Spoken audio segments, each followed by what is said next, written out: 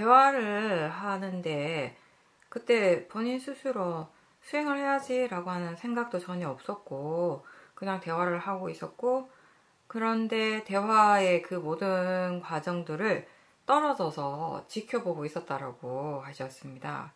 그러면서 그때는 정말 이 순간 여기에 오롯이 있구나라고 하는 그런 마음의 느낌이 있었다고 하셨습니다. 그리고 나중에 마음이 또 알아서 어떻게 그게 가능했는지에 대해서도 조사를 하고 있었는데, 무엇보다 사띠가 계속 이어졌기 때문에 그게 가능했었다라는 것을 알게 되었고, 수행이 이어지는 것이 정말 중요하다라는 것을 이번에 다시 한번 느꼈다라고 하셨습니다. 지혜가 일어날 때 뭔가 새로운 느낌을 느끼고 할 때 그게 완전히 생소한 것은 아니고, 대체로 보면 이전에 이미 있던 이해, 있던 지혜인데 그게 이제 좀 더 이렇게 깊어지는 거죠.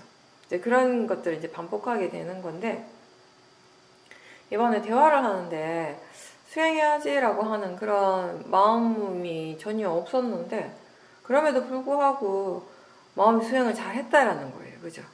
대화하는 그 전체적인 과정을 다 지켜보는 마음이 있었다라는 거죠.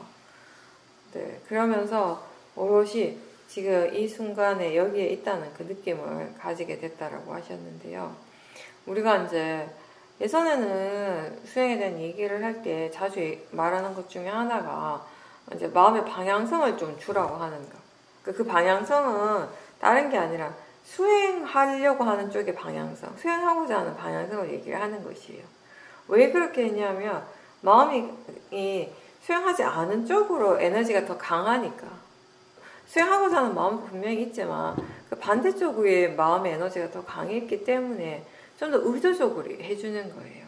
특히나 어디에 그런가 하면은 수행이 잘 안 되는 어떤 일을 할 때, 수행하기 힘든 일을 할 때, 그럴 때 뭐 대화를 한다거나 밥을 먹는다거나 이럴 때 이제 먼저 마음에게 그 방향성을 제시해 주는 거예요.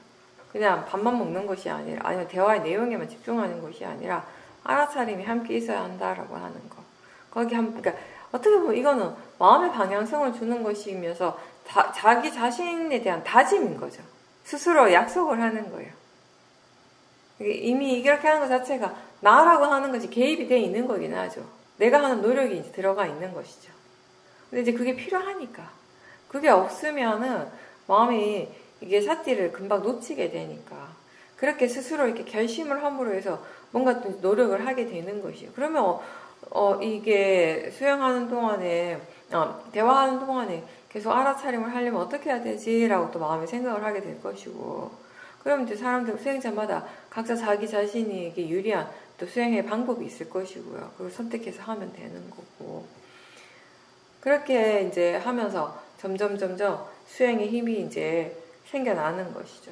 근데 보살님 같은 경우는 이제는 그렇게 내가 따로 방향성을 제시해 줄 필요가 사실 전혀 없는 거예요. 말씀하셨다시피 기본적으로 지금은 이 사띠가 이어지고 있기 때문에, 일상에서 사띠의 가속도가 있기 때문에 사띠가 이어진다라고 하는 건 이미 내가 없이 수행을 하고 있다는 거예요. 내가 없이 마음이 수행을 하고 있다는 것이죠. 그렇기 때문에 내가 하는 것이 아니라 마음이 하니까 대화를 할 때도 힘이 들 게 없는 거죠. 그리고 단순히 알아차림의 일이 아니고 이거는 사실 사띠와 지혜가 함께 있는 거잖아요. 그래야지 이런 것들이 가능하죠. 사띠만의 그게 아니라 오력이 다 함께 있는 거죠. 그래서 이 마음의 질이 굉장히 좋은 상태가 유지가 되고, 그러다 보니까 관념적인 내용적인 부분에 쉽게 빠져들지가 않는 거예요. 실제 하는 쪽을 바라보고 있고, 또 관념은 관념대로 물론 알겠지만 마음의 중심이 실제를 향하면서, 그랬을 때 뭔가 이렇게 우리의 마음이 굉장히 차분해지고, 그리고 다른 때와는 다르게 단순하고 그러니까 정리가 되는 느낌이 드는 거예요. 그러니까 복잡하지가 않은 거예요. 바깥에서 일어나는 것들은 복잡할 수도 있어요. 근데 그걸 바라보는 내 마음은 전혀 복잡하지가 않죠. 그리고 오롯이 지금 여기에 머물러 있는 거예요. 마음이 관념적인 부분을 따라가지 않으니까 그냥 이 실제 하는 것을 계속 알아차리고 사티가 이어지고 있다라고 하는 거. 마음이 과거로 가지 않고 또 미래로 쫓아가지도 않아요. 오로지 이 현재 알아차림을 계속 유지하고 있는 그런 상태인 거죠. 그게 계속될 때 우리가 뭔가 이렇게 오롯이 마음이 한쪽으로 이렇게 향해서 가고 있다는 그런 느낌이 들게 되는 것입니다. 실제 하는 마음의 방향성. 그러니까 이게 사마타 수행과는 다르게 대상을 딱 정해놓고 그 대상의 관념적인 부분으로 계속 이렇게 집중하고 파고 들어가는 그런 수행이 아니잖아요. 이거는 대상이 계속 바뀌는 수행이잖아요. 그럴 수밖에 없는 게 파라마타를 대상으로 하니까 파라마타는 머물러 있지 않아요. 항상 하지 않죠. 계속 바뀌는 것이 파라마타이기 때문에 그래서 위파사나 수행은 어떤 이 하나의 점으로 이렇게 모이는 그런 수행은 아니지만 근데 계속 하다 보면 자연스러운 마음의 방향성이 이렇게 모인다는 것을 느낄 때가 있어요. 어디로 모이는가 하면 이 파라마타, 실제 하는 쪽으로 이렇게 모이게 되는 것이에요. 그리고 마음이 계속 이제 수행을 할 때 우리의 마음의 관심이 점점 이렇게 수행하는 쪽에 관심을 두게 되는 것이잖아요. 그죠? 예전에는 본다는 거 알고 소리 들을 때 듣는다는 거 알고 각 따로따로 이렇게 사티를 뒀다면 지금은 아는 쪽에다 그냥 사티를 두고 있어요. 그렇게 두고 있을 때 보이는 것도 알고 들리는 것도 알고 생각하는 것도 알고 훨씬 더 편안하게 알게 되는 거예요. 뭔가 이렇게 예전에는 수행하는 마음이 대상 쪽으로 가는 느낌이 좀 강했다면 그래서 조금 힘이 들어갔다면 지금은 나는 여기 가만히 있는 대상들이 온다는 느낌. 내가 여기 가만히 있다라고 하는 느낌은 딴 게 아니라 아는 마음 쪽으로 향하고 있다라는 것인데 이게 이제 이 아는 마음은 계속 변하겠죠. 수행하는 마음은 계속 변하겠죠. 계속 변화하지만 하나의 성질인 거죠. 같은 성질입니다. 하나의 성질로서 그냥 계속 일어나는 마음들이잖아요. 그러다 보니까 이제 이 관념적인 그런 쪽에 우리가 크게 신경을 쓰지 않고 파라마타를 계속 바라보고 있기 때문에 뭔가 이렇게 한쪽으로 계속 향하는 그런 느낌이 이제 들게 되는 것이죠. 마음의 방향성이. 옛날처럼 막 분산되지가 않은 거죠. 그렇다고 해서 대상들이 안 일어나는 건 아니잖아요. 예전이나 지금이나 일어날 것들은 용분을 통해서 다 일어나요. 생각도 다 계속 일어나고 끊이지 않고 일어나요. 근데 그거 보는 마음이 아는 쪽에 이렇게 계속 관심을 두고 그걸 통해서 전체적인 대상들을 보고 있기 때문에 이렇게 이제 하나의 방향성이 이제 느껴지고 그만큼 또 수행하는 마음이 굉장히 차분해지고 고요해지는 거죠. 제가 이제 인터뷰를 하다 보면은 연세들이 어느 정도 있으시니까 손주들을 돌봐주는 분도 계시고 또 이렇게 직접 돌보지는 않아도 함께 보내는 시간이 이제 많고 이제 그런 경우들이 많아요. 그래서 이제 얘기를 하면은 정말 어떤 느낌이냐면 그 자식에 대한 얘기를 할 때하고 또 느낌이 다른 것 같아요. 제 3자 입장에서 뭐 이렇게 듣잖아요. 듣고 있으면 내가 그분의 손주를 직접 본 적은 없어도 뭔가 이제 할머니, 할아버지가 본인의 손주에 대한 얘기를 저한테 하면 뭔가 마음의 느낌이 좀 달라요. 듣는 저도 되게 따뜻해진다라고 할까? 정말 어떤 분이냐면 저분이 정말 아기를 좋아하시는구나라는 게 이렇게 느껴지는 그런 게 있어요. 확실히. 저는 이제 그걸 강아지들을 키우면서 좀 공감을 하는 거죠. 사실은. 똑같진 않겠지만, 비슷하겠지, 라고 하는 그런 느낌들을 이제 가지게 되는데, 모르겠어요. 강아지들은 또 사람하고 다른데 또 애기들은 또 그런 부분이 있겠네요. 이게 강아지를 많이 이렇게 키우다 보면 그런 걸 많이 느껴요. 이제 되게 약한 존재잖아요.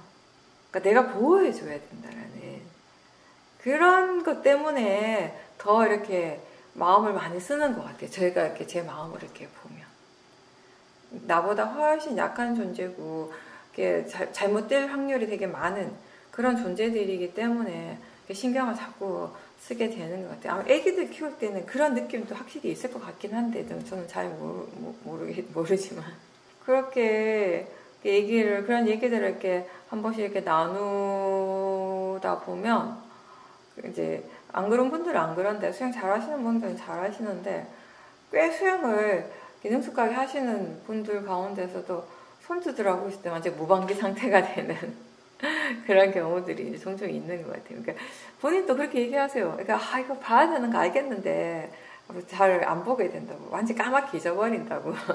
너무 이뻐서 너무 좋아가지고 까맣게 잊어버리고 돌아서면 또 이렇게 못 봤구나, 수행 못했구나라고 이제 생각한다고 이제 그런 얘기들을 하시는데 이게 우리가 그런 얘기들을 이제 여러 번 하긴 했는데요.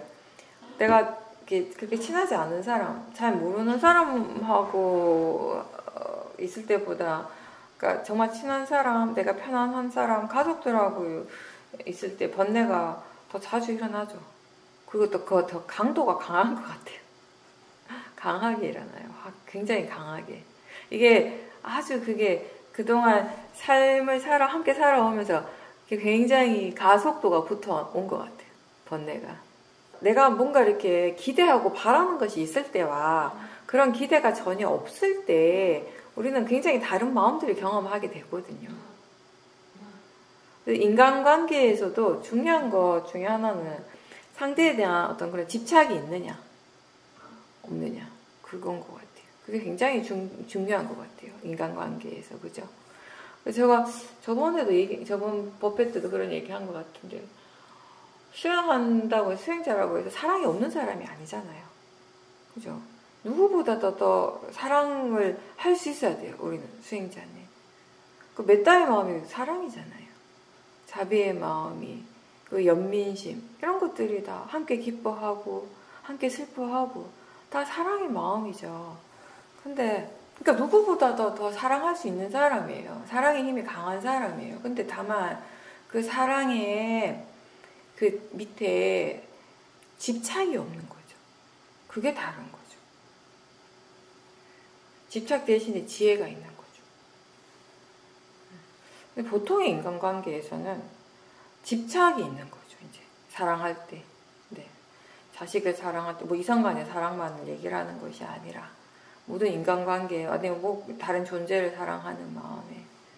그래서 저도 넉 달밖에 안 된 강아지가 갑자기 죽었는데 원래 이제 몸이 많이 안 좋았기 때문에 오래 못 살 거라고는 알았는데 생각보다 이제 빨리 죽었을 때 일어나는 내 마음들을 이렇게 보면서 내가 그 밑에 여전히 이렇게 집착이 있었다라는 것을 또 그걸 통해서 또 이제 보게 되는 것이고,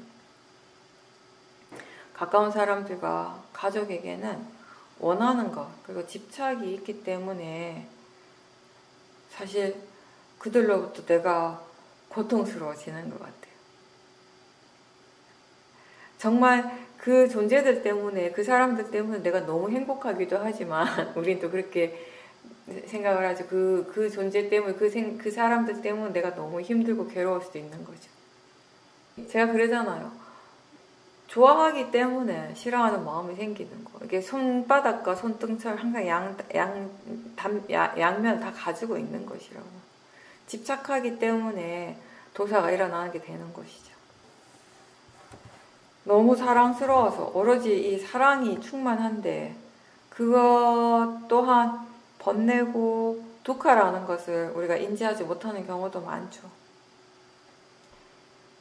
그래서 이게 잘 모르는 사람과 함께 있을 때보다는 우리가 정말 가족과 함께 있을 때 알아차리려고 하는 노력을 많이 해야 되는데 또 현실은 반대가 돼요. 바깥에 가면 다른 사람들 만나고 그럴 때 막 사띠해야지 이러는데 집에 들어오면 오 하고 잊어버리고 있는 경우도 많고, 사띠가 없으면은요 결국 이게 우리가 이 다른 사람과 함께 이렇게 관계함에 있어서 자꾸 내 입장에 치우치게 돼요.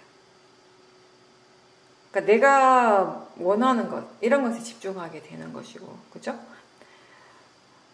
그러면서 이게 자꾸 이게 이 마음이 이쪽으로만 이렇게 치우치게 되니까 이게 내가 원하는, 그러니까 내 마음에서 뭐가 일어나고 이걸 본다는 그런 의미가 아니라 이쪽에 치우친다는 게 내가 원하는 것에 대한 그런 강력한 이런 집중을 하게 되는, 바라는 것들이 많아진다라는 거죠. 그러다 보니까 내가 하고 있는 일 말이나 행동에 대해서도 제대로 이제 삿띠를 잘 못 두게 되는 것이고요. 그죠? 탐심이 강하니까. 그러면서 그런 나의 이런 말과 행동이 상대방에게는 또 어떤 영향을 주는가 이런 것도 또한 살펴볼 수 있는 여유가 없는 거예요. 내가 저 사람, 저 상대방한테 바라고 원하는 것만 너무 막 이렇게 치우쳐져 있으니까 자기 자신을 오히려 못 보는 거예요. 자식을 이해하고자 하기보다는 자식이 내가 원하는 대로, 내가 생각하는 대로 되어지기를 원하는 마음이 더 강하다는 거죠. 근데 이 사띠가 있고, 사띠가 이어지고, 이제 마음이 점점 차분해지고 고요해지면, 그때 이제 우리가 다른 관점으로 이제 바라볼 수 있게 되는 거예요. 단순히 그냥, 너무 좋아 라고 했다. 너무 행복하고 너무 좋아 라고 했다. 그렇게 느꼈던 그 마음이 탐심이고 집착이라는 것을 이제 좀 더 객관적으로 알게 되는 거예요. 탐심이 있을 거라고 생각하는 것이 아니라 그 마음을 이제 직접적으로 보게 되는 거죠. 지혜의 자연적인 성질은 한쪽만 이렇게 집중하는 것이 아니라 전체적으로 다 보는 그런 여유가 있다라고 항상 얘기를 합니다. 수행을 하고 마음에 힘이 생기고 지혜가 이제 막 일어나게 되면은 많은 것들이 달라지는데, 특히 우리가 일상에서 가까운 사람들에게 일어나는 마음이 좀 더 이렇게 여유로워진다는 거예요. 부드러워진다는 것이에요. 어떻게 보면 그만큼 뭔가 상대를 향해서 원하고 바라던 그런 탐심들이 줄어들었다라는 것이죠.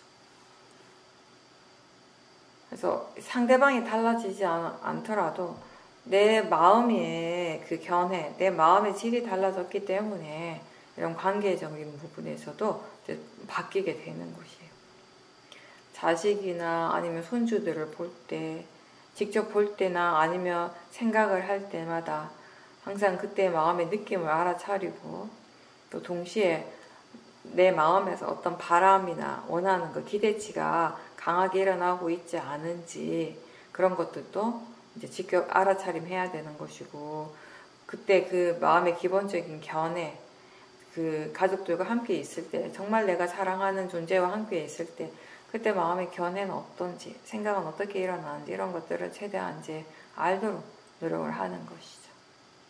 그게 현실 삶에서, 삶 속에서 수행을 하는 것이 되는 거예요. 그렇게 할 때, 그렇게 현실의 내 삶 속에서 수행을 할 수 있을 때 우리는 사실 정말 많은 것들을 배우게 돼요. 그리고 이 수행이 나한테 정말 이익이 된다라는 것을 바로바로 느낄 수도 있는 것이고요.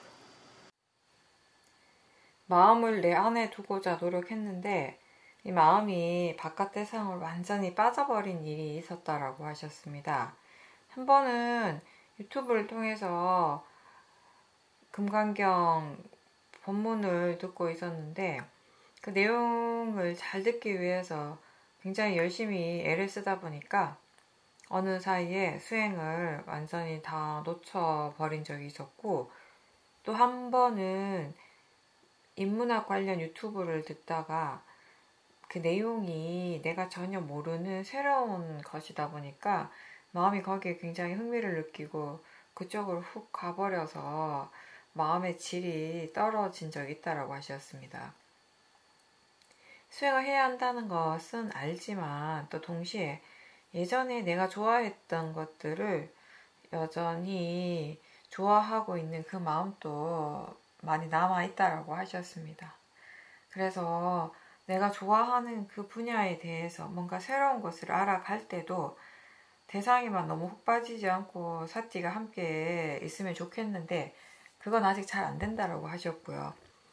또 그렇다고 해서 그런 것들을 다 포기하고 마음을 내 안에 두는 것에만 노력을 해야지라고 하는 그런 마음은 또 아직 완전히 충분하게 일어나지는 않고 있어서 갈등이 있다고 하셨습니다. 네, 예전 같은 경우는 이제 수행을 하지 않으셨을 때는 이제 이렇게 경전 공부를 한다거나 이러면은 경전의 그 내용이 막 귀를 쫑긋 세우고 엄청 거기에 막 집중해가지고 쑥 빠져 들어가는 거, 그걸 우리가 굉장히 잘한다라고 생각을 했어요. 그런 집중만, 그죠? 그러니까 우리가 아는 집중은 사실 그거였어요. 근데 지금 우리가 여기서 하는 건 우리도 집중을 하긴 하죠. 집중을 하긴 하는데 그 성질이 좀 달라요. 집중을 하는데 예전에 비한다면은 뭔가 이렇게 마음이 굉장히 열려있는 상태로 집중을 하는 거예요. 그러니까 이게 저는 그렇게 생각을 해요. 마음이라고 하는 것이 우리가 상상할 수 없는 것이잖아요. 이 마음을 대상으로 우리가 지켜보는 일을 하지만 그렇게 하면서 몇 년, 수년 동안 막 10년, 20년 이렇게 하면서 우리가 사실 물론 옛날과 비교하면 마음이란 이런 거구나 라고 하는 그런 이해들이 꽤 많이 생겼다라고도 할 수는 있는데, 또 다른 면을 본다면 과연 마음에 대해서 내가 뭘 아는가 라고 할 수 있을 만큼 이 마음이라고 하는 것 자체가 이미 무궁무진한 거잖아요. 거의 무한대에 가까운 그런 영역을 가지고 있는 거예요, 사실. 그 중에 아주 일부의 마음에 대해서 우리가 이제 이건 이렇고 저건 저렇고 라고 얘기를 하고, 주로 이제 우리가 불선법에 대한 얘기도 이제 많이 하지만 그 외에 우리에게 일어나고 있는 마음은 굉장히 많단 말이에요. 그리고 그래서 사실 이게 그 수많은 마음들 가운데 우리가 어떤 특정한 마음을 개발하는 일을 하는 거고, 그걸 이제 우리가 수행이라고 이제 부르는 것이고요. 그 가운데 이제 집중이라고 하는 것도 사실은 우리에게 굉장히, 우리가 수행뿐만 아니라 세상을 살아가는 데 있어서 굉장히 꼭 필요하고 중요한 역할을 하는 마음의 그 요소 중에 하나는 맞아요. 맞는데 이게 이제 예전에 우리가 알던 집중은 말 그대로 그냥 푹 빠져 들어가는, 오로지 거기에만 쑥 들어가는 거, 약간 어떻게 보면 이게 사마터적인 그런 에너지가 강한 집중이었고, 근데 이런 집중만 있는 것이 아니다라고 하는 것을 우리가 비파사나 수행을 하면서 또 이제 배우게 되는 거예요. 이 집중은 어떤 집중인가 하면, 집중하는 마음은 집중을 하는데 거기에 그 마음을 아는 또 다른 마음이 함께 있는가, 이건 거죠. 이제 아마 우리가 이게 비파사나에 대해 전혀 몰랐을 때는 이런 얘기를 하면 그게 뭔 집중이야 이렇게 얘기할 거예요. 이렇게 다시 또 다른 마음이 이렇게 나와 이렇게 옆에서 이렇게 보고 있는 그게 뭔 집중이야, 아무것도 없이 오롯이 하나만 딱 있는 게 그게 집중이지라고. 그러니까 우리는 내가 이해하는 만큼, 내가 아는 만큼만 알 수 있는 것이에요. 그것도 집중, 이것도 집중이라는 것이에요. 근데 다만 그렇게 집중하는 마음을 다시 보는, 그걸 지켜보는 이 마음이 있다면은 이거는 이렇게 이 마음은 수행을 하는 마음이에요. 아까 제가 본문에서도 여러 번 반복해서 했던 얘기 중에 하나가 투트랙에 대한 것인데, 수행하는 마음은 수행을 하고 화내는 마음은 화를 낸다는 거예요. 근데 이게 투트랙으로 갈 수 있는 거는 이 수행하는 마음의 견해가 바르기 때문에 영향을 주지 않는 거예요. 화가 수행 속에 영향을 주지 않는 거예요. 화는 내면 되죠. 누가 뭐라 그러나요? 지 할 일 하면 돼요.